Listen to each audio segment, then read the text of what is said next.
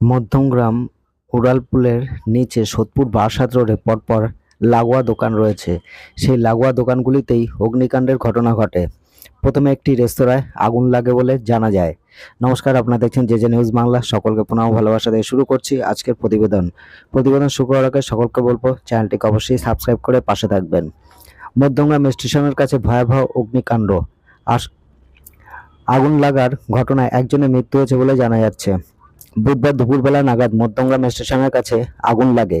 চোখের নিমেষে আগুনে পুড়ে ছাই হয়ে যায় একাধিক দোকান। জানা যাচ্ছে প্রথমে একটি রেস্তোরাঁয় আগুন লাগে, সেখান থেকে পাশের একটি মিষ্টির দোকান ও পরপর লাগোয়া দোকানে আগুন লেগে যায়। জানা যাচ্ছে মধ্যমগ্রাম স্টেশনের কাছে আগুন লাগার ঘটনা খুব কম সময়ের মধ্যে বিধ্বংসী অগ্নিকাণ্ডের চেহারা নেয়।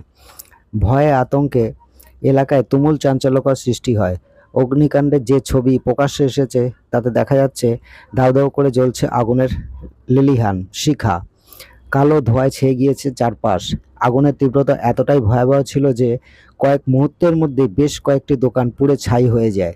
খবর পেয়ে ঘটনাস্থলে পৌঁছায় দমকলের 4টি ইঞ্জিন। জানা যাচ্ছে মধ্যমগ্রামে আগুনের এই স্তূপ থেকে একটি অগ্নিদগ্ধ দেহ উদ্ধার করে পুলিশ। দেহটি ময়নাতদন্তের জন্য পাঠানো হয়েছে। এখনও পর্যন্ত সেই ব্যক্তির পরিচয় জানা যায়নি বলে খবর। মধ্যমগ্রাম স্টেশন সংলগ্ন এলাকায় আজ দুপুরবেলা যে বিধ্বংসী অগ্নিকাণ্ডের ঘটনা ঘটে তা খুব কম সময়ের মধ্যেই ভয়াবহ আকার নেয়। জনবহুল হওয়ায় তাড়াহুড়ো পড়ে যায় এলাকা জুড়ে। মধ্যমগ্রাম উড়ালপুলের নিচে সোদপুর বারাসাত রোডে পরপর লাগোয়া দোকান রয়েছে। সেই লাগোয়া দোকানগুলিতেই অগ্নিকাণ্ডের ঘটনা ঘটে। প্রথমে একটি রেস্তোরাঁর আগুন লাগে বলে জানা যায়, সেখান থেকে পাশের মিষ্টির দোকান ও তারপর লাগোয়া দোকানগুলিতেও আগুন ছড়িয়ে পড়ে। বাজার এলাকা হওয়ায় দিনের প্রতিটি সময় সেখানে লোকের আনাগোনা থেকে থাকে। তারপর এটি স্টেশন সংলগ্ন হওয়ায় কাছেই রেল লাইন। এই রেল লাইনের পাশেই রয়েছে বস্তি, যেখানে প্রচুর মানুষের বসবাস। যদি সেই এলাকায় আগুন ছড়িয়ে যায়, এই চিন্তায় আতঙ্ক ছড়িয়ে পড়ে সেখানে উপস্থিত সকলের মধ্যে। বড় ক্ষয়ক্ষতির আশঙ্কায় সকলের মুখে চিন্তার ছাপ স্পষ্ট হয়ে ওঠে। এদিকে ঘটনাস্থলে পৌঁছায় দমকলের 4টি ইঞ্জিন। যুদ্ধকালীন তৎপরতায় আগুন নিয়ন্ত্রণে আনে, কিন্তু তাতেও শেষ রক্ষা হলো না। পুলিশ সূত্রে খবর, ধ্বংসস্তূপ থেকে একটি অগ্নিদগ্ধ দেহ উদ্ধার হয়। দমকলের বারাসাত স্টেশন অফিসার শুভজিৎ লোধ জানান, মধ্যমগ্রাম বারাসাত বিরাটি থেকে মোট 5টি ইঞ্জিন আসে।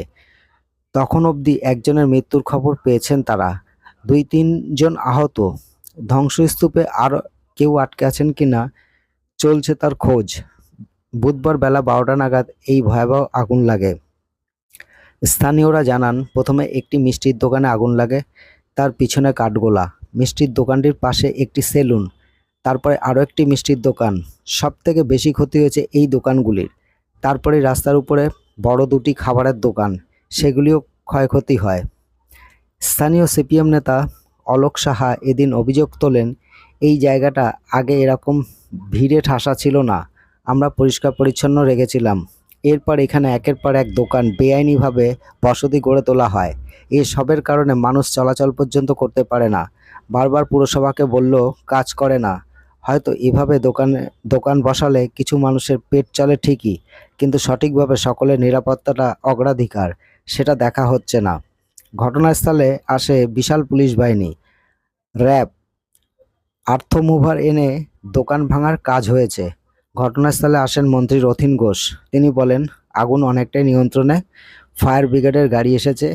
এখনই আগুন লাগার কারণ জানা সম্ভব নয়। স্থানীয় এক ব্যবসায়ী জয় দত্ত জানান, কাঠগোলার ভিতরে আগুন লাগে, 1 হাত দূরে তার দোকান। কিভাবে যে দোকান বেঁচে গেল ঈশ্বর জানেন। হোলির দুপুরের এই ঘটনায় আতঙ্ক এলাকাবাসীর চোখে মুখে। তবে কিভাবে আগুন লাগলো তার সঠিক সূত্র সঠিকভাবে কেউ জানাতে পারেননি। তো এই ছিল আজকের প্রতিবেদন। দেখা হবে নেক্সট ভিডিওতে। ধন্যবাদ।